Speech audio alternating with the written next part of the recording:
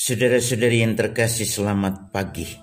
Mari kita awali permenungan kita pagi ini, Kamis 16 Juli 2020, Pekan Biasa ke-15, dengan tanda kemenangan Kristus, dalam nama Bapa dan Putra dan Roh Kudus. Amin. Tema renungan kita pagi ini adalah ringanlah bebanku. Matius pasal 11 ayat 28 sampai dengan 30. Saat kita memiliki beban hidup, rasa terbuang dari hak yang harus kita dapatkan, rasa persoalan terlalu rumit untuk kita seakan kehilangan akal dan jalan untuk menjalani hidup dengan penuh sukacita. Kita seperti terkurung dalam ruang kesedihan dan mungkin kemarahan yang seakan tak mampu keluar dari ruangan itu. Hari ini Yesus memberi ketenangan kepada kita. Dia memberi peneguhan bagi kita bahwa semua beban dan persoalan itu akan menjadi ringan kalau kita datang kepadanya. Marilah kepadaku semua yang letih, lesu, dan berbeban berat.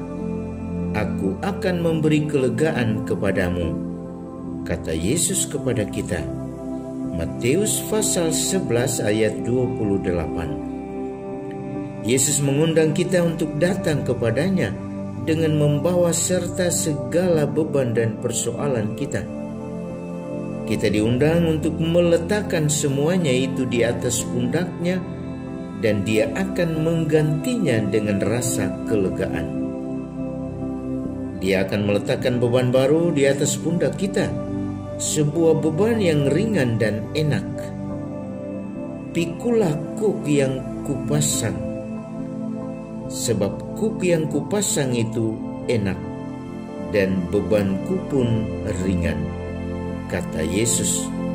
Matius pasal 11 ayat 29a dan ayat 30. Kalau kita mau belajar daripadanya, maka kita tidak akan terkurung dalam ruang gelap persoalan dan beban kita, tetapi kita akan diberinya ketenangan. Belajarlah padaku, karena aku lemah lembut dan rendah hati, dan jiwamu akan mendapat ketenangan, kata Yesus mengajak kita. Matius pasal 11 ayat 29b.